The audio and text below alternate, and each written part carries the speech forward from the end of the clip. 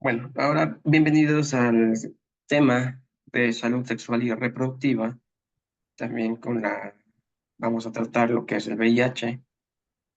Igualmente voy a ver cómo editamos y poder ver unos videos. Y esperemos que se reproduzca el audio. Vamos a ver. No te sacarás pulgoso.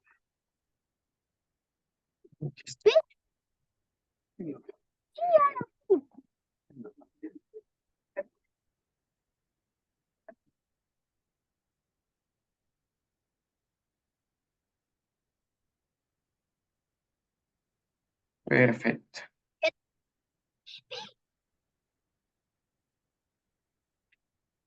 Ok, vamos con otro tema igualmente de importancia, sobre todo porque lastimosamente aquí en Ecuador lo que es salud sexual y reproductiva sigue siendo un tema tabú. Por ejemplo, nosotros tenemos aquí la opción de alzar la manito. Vamos a alzar la manito todos los que somos padres, o bueno, los que son padres.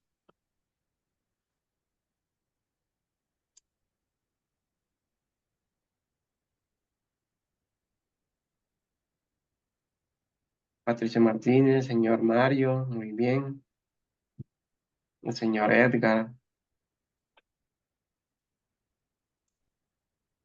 ya. Perfecto, gracias por su colaboración. Y la pregunta es, tal vez ustedes, bueno, si sus hijitos ya tienen cierta edad, ¿han conversado ya con ellos sobre salud sexual y reproductiva? Alguno tal vez nos quiere dar su testimonio, experiencia, qué opina también, como padre, obviamente.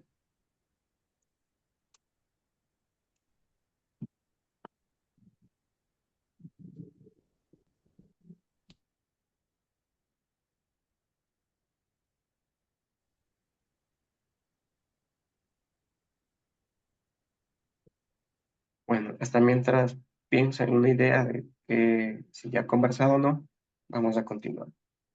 Bueno, la salud sexual y reproductiva, pues el concepto en sí es la capacidad de disfrutar de una vida sexual satisfactoria, sobre todo sin el riesgo de procrear y la libertad para decidir hacerlo o no hacerlo con la persona. ¿Sí?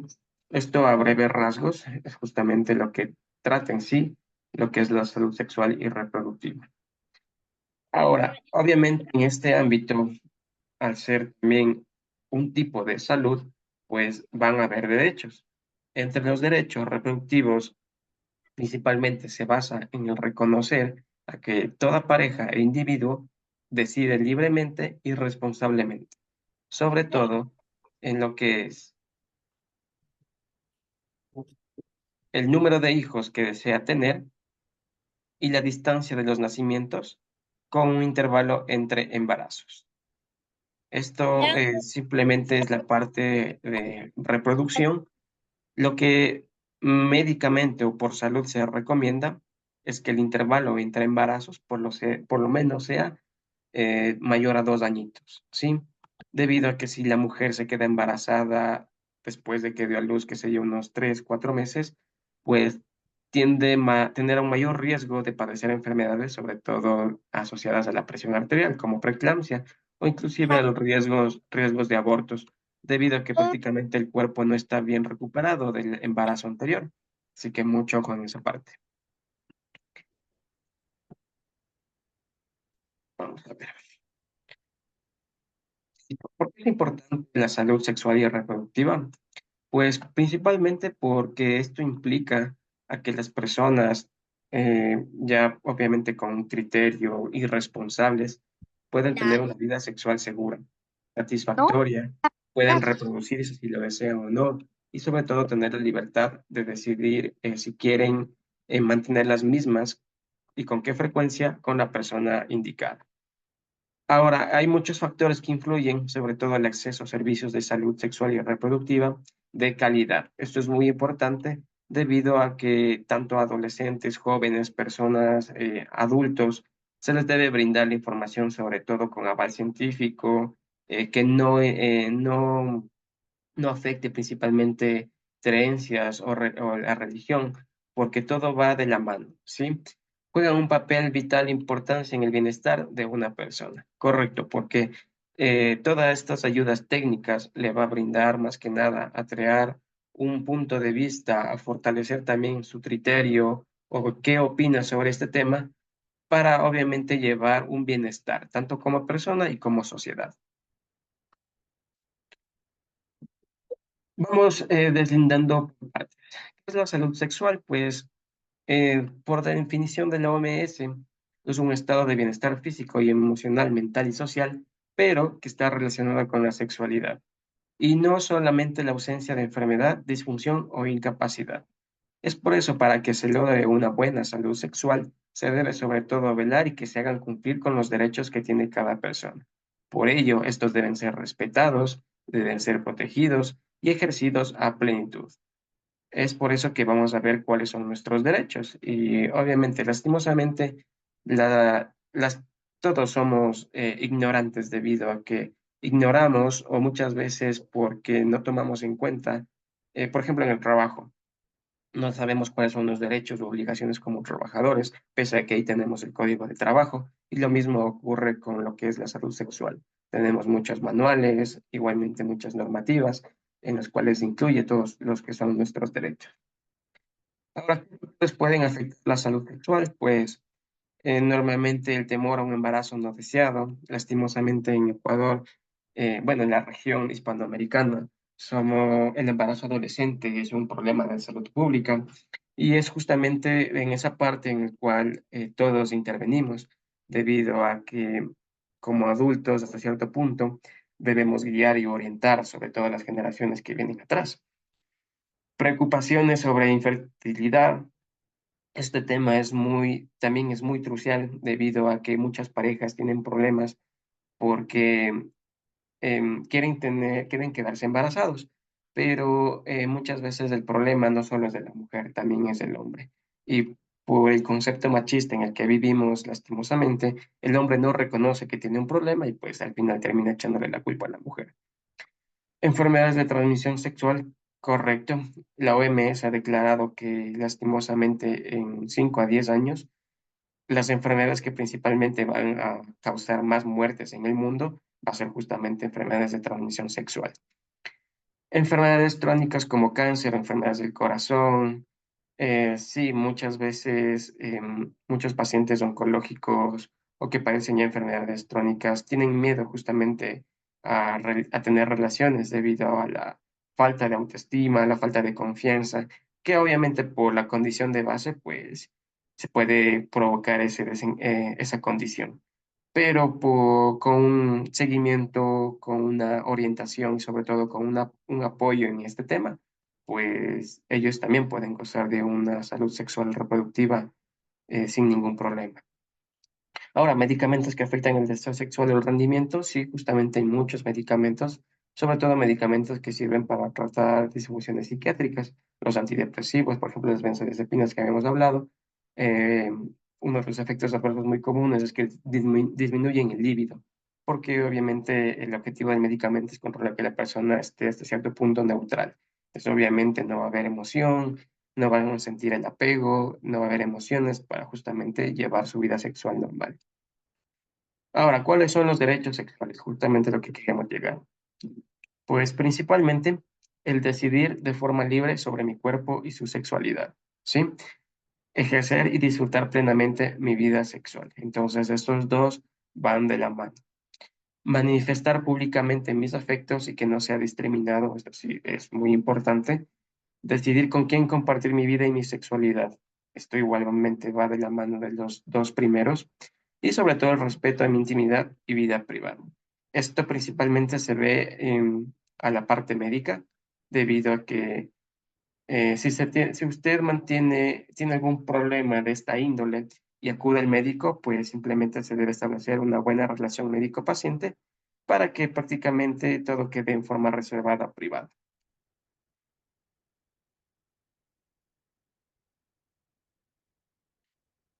Vivir libre de violencia sexual, correcto. Lastimosamente, la mujer es la que se ve más afectada se le ve más que nada que se le viola este derecho que tienen.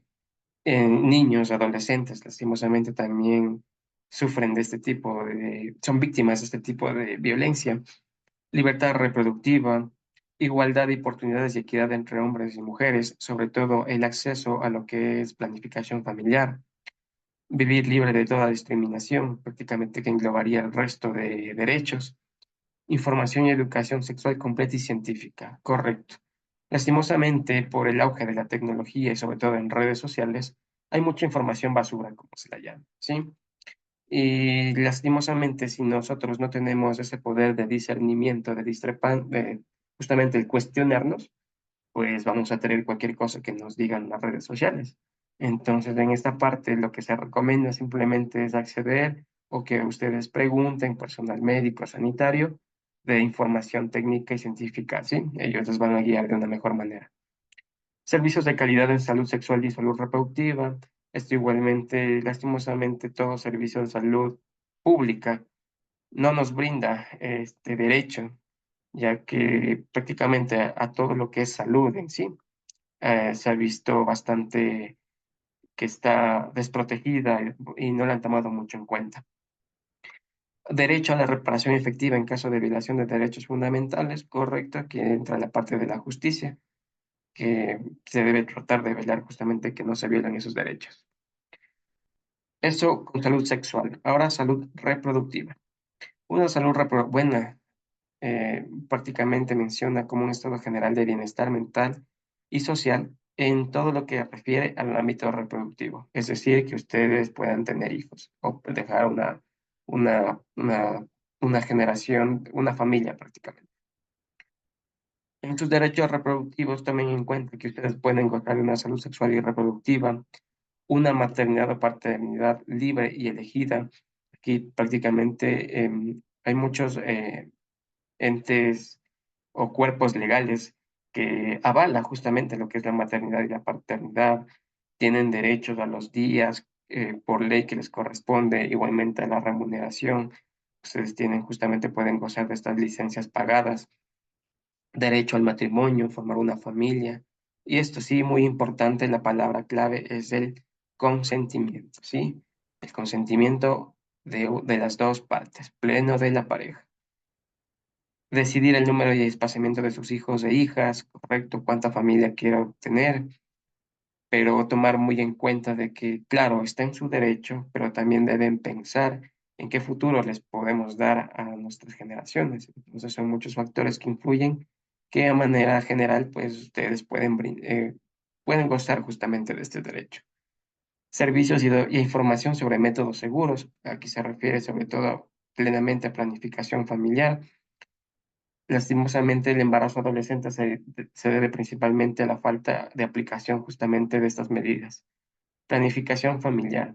La planificación familiar va más allá de simplemente la toma de anticonceptivos o inyecciones o el implante. La planificación familiar tiene que ver, bueno, el eje principal en sí, como dice la palabra, es familiar, ¿sí? Va desde la familia. Entonces, influye mucho también la comunicación, el acceso, sobre todo saber netamente en qué consiste planificación familiar, y todo justamente que todo esto va de la mano también del acceso a, a los servicios que brinden, ya sea particulares o privados. Decidir acerca de la vida reproductiva sin violencia, correcto, coerción y no discriminación. Esto es muy importante.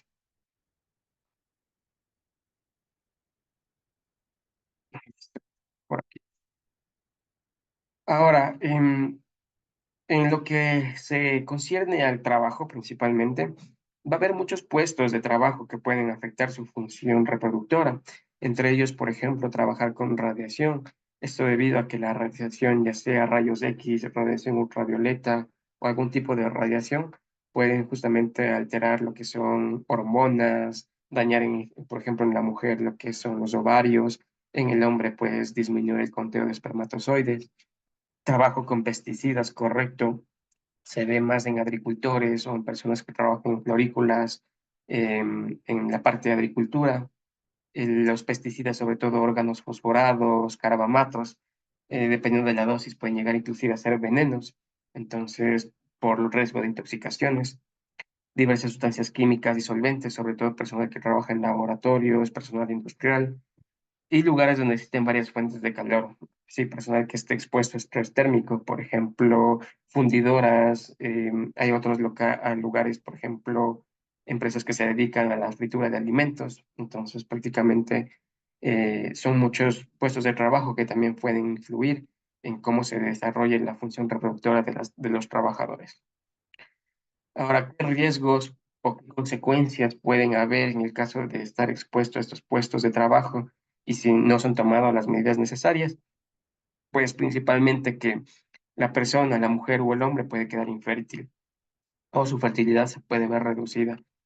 Más que nada en personas jóvenes que su deseo es formar una familia, pues es muy importante esta condición. En el hombre, la disfunción eréctil, correcto por el daño de los vasos, de los cuerpos cavernosos y de la irrigación a nivel del pene. Trastornos del ciclo menstrual y de ovulación, correcto. En la mujer puede darse el caso de síndrome de ovario poliquístico inducido. Problemas de salud de la mujer, sobre todo desequilibrio de hormonas sexuales, debido a que hay una afectación. Debido a que hay una afectación sobre todo de lo que son los ovarios, puede haber esa afectación a nivel de la cabeza.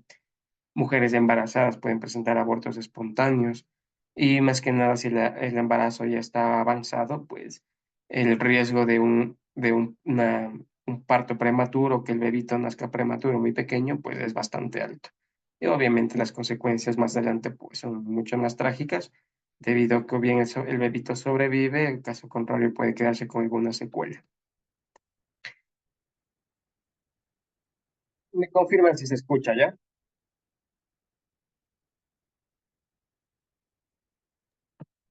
No se escucha, Doc. ¿No se escucha? Entonces voy a compartir por la otra plataforma, ¿ya? No te voy a llamar. Vamos acá, ¿dónde está?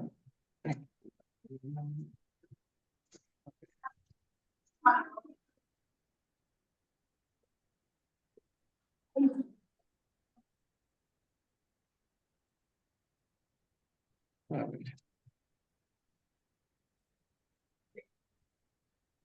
aquí estamos. ¿Me confirma si se escucha ya?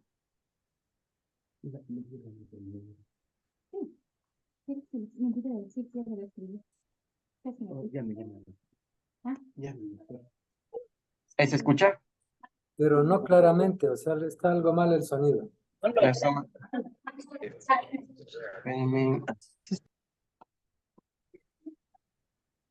¿Mejor? No, sí tiene, porque está en línea.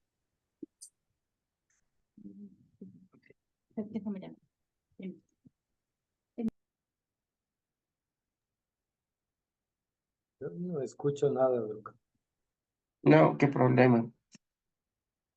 Mm, Bueno, nos va a tocar compartirla igualmente las herramientas. Vamos a ver otra manera. A ver, en ese caso podemos continuar y yo comparto los videos.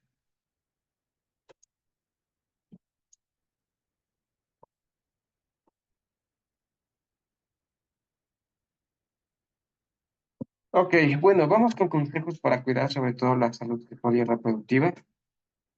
Entre ellos, algo tan sencillo como mantener un hábito saludable en su día a día. Por ejemplo, practicar deporte regularmente.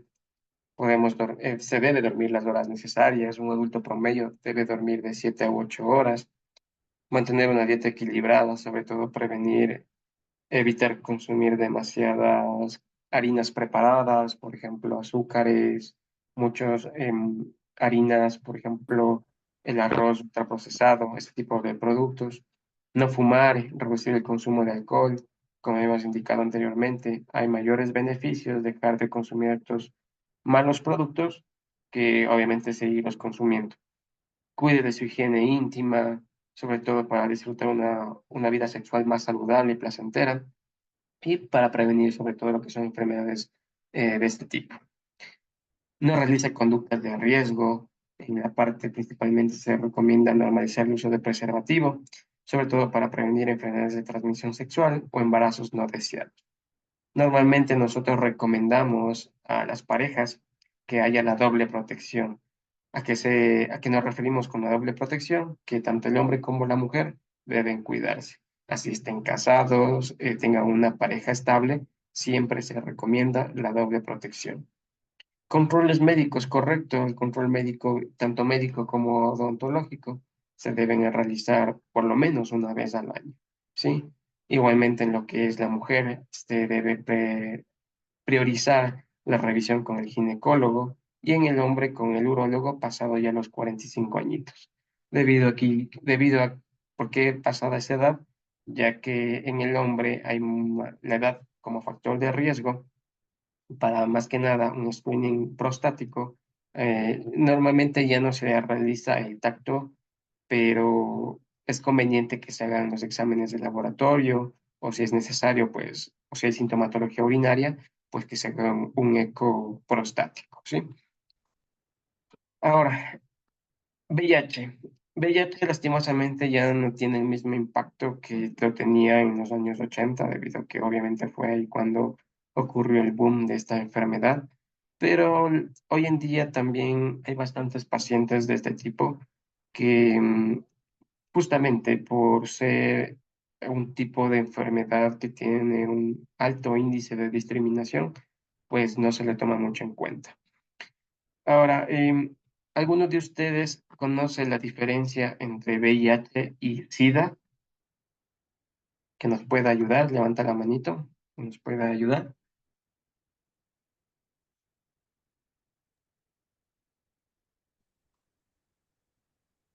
En ese caso, yo pregunto.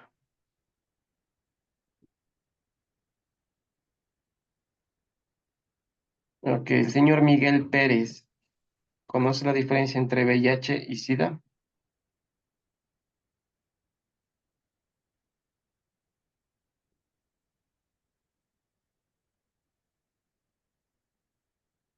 Parece que no está.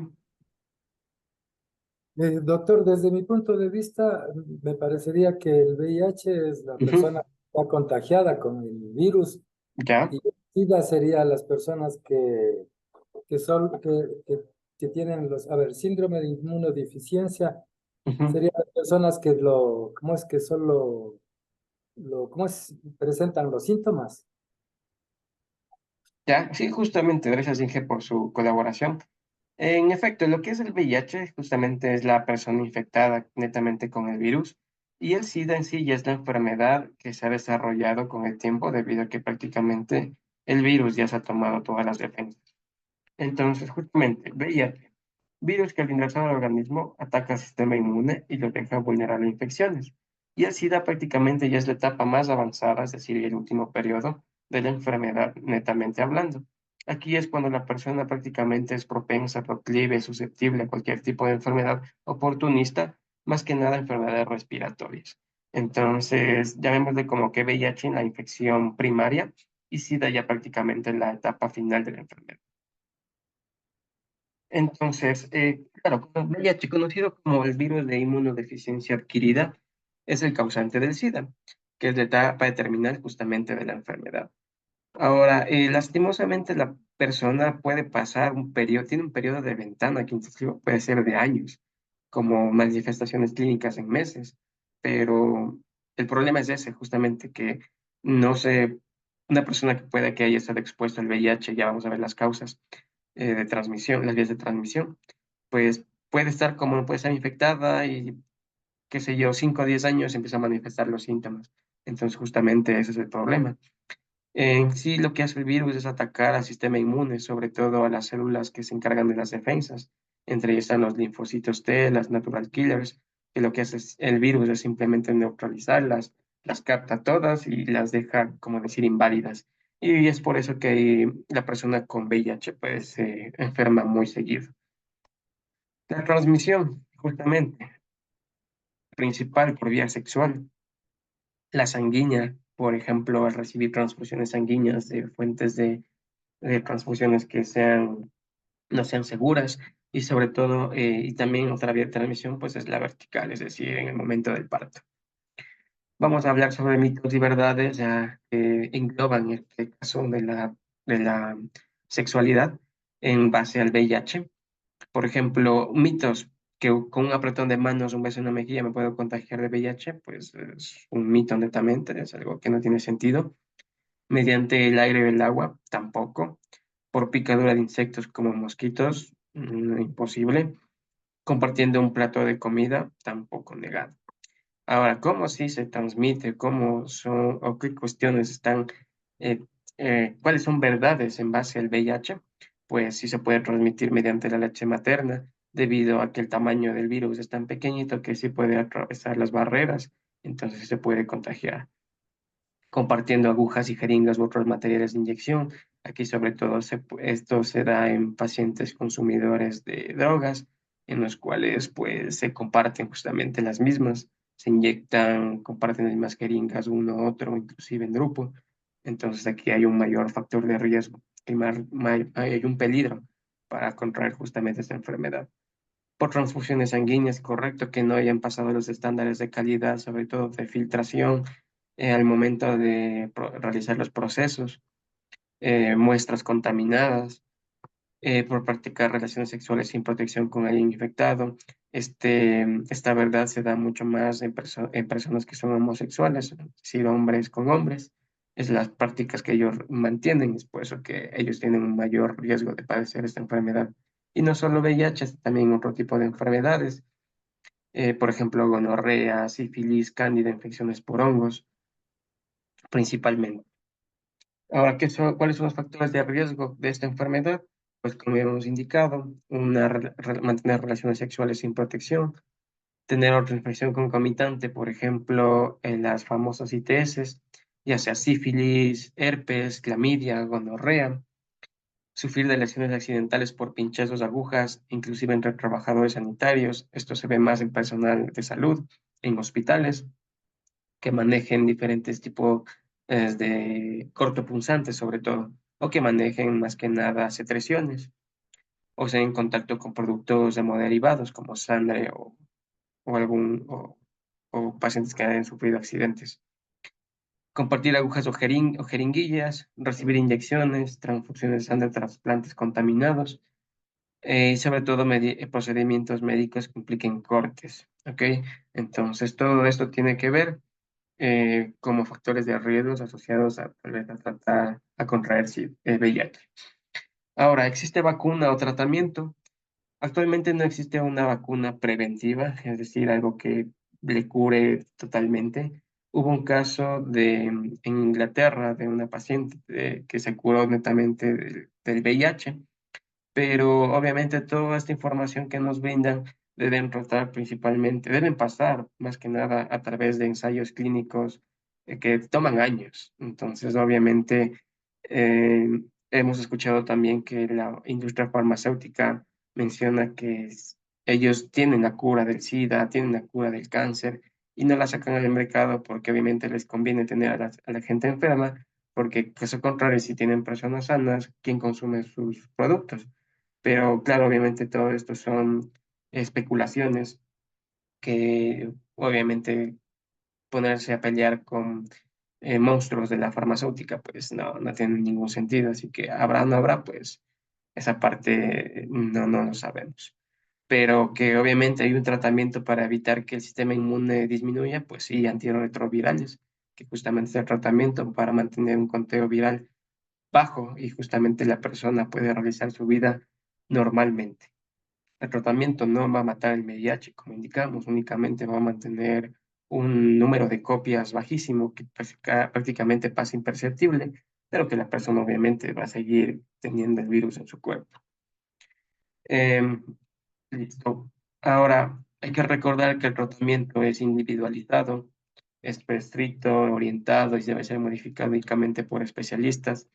El tratamiento se debe procurar seguir las indicaciones, debe haber una buena adhesión al tratamiento para que se lleve a cabo justamente que este tenga efecto y sobre todo la persona pueda vivir sin ningún problema.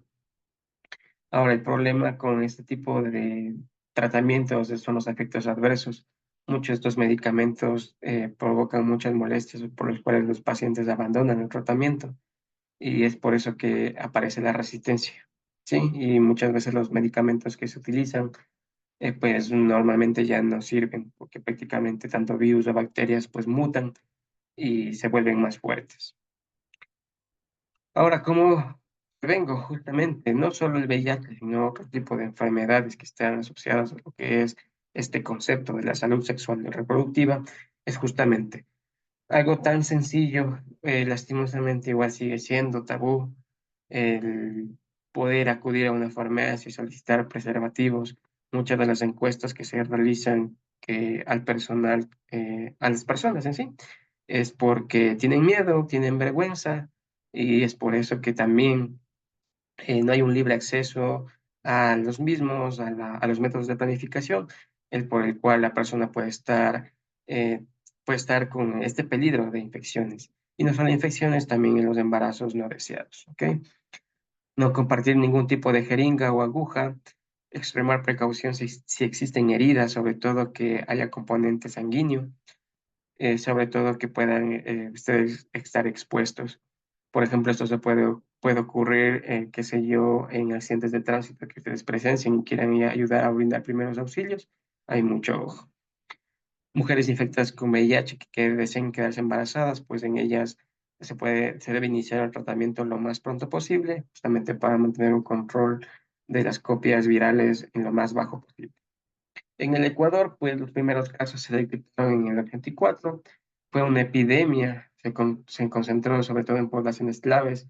Por ejemplo, en hombres en Quito fue la mayor concentración con un 16,5%, luego en Guayaquil, y mujeres transféminas en Quito igualmente con un 34,8%, y le sigue la ciudad de Guayaquil con un 20,7%.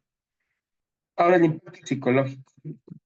Es tal cual como a una persona que le diagnostican cáncer, que le diagnostican diabetes, hipertensión, que lastimosamente a muchas personas se les toma como que ya es algo normal, pero lastimosamente son enfermedades que tienen un alto impacto psicológico, porque la persona si no lo toma si no le explican, si no le dan con empatía suficiente, pues puede aparecer ansiedad, se frustra, se aísla, se siente culpable.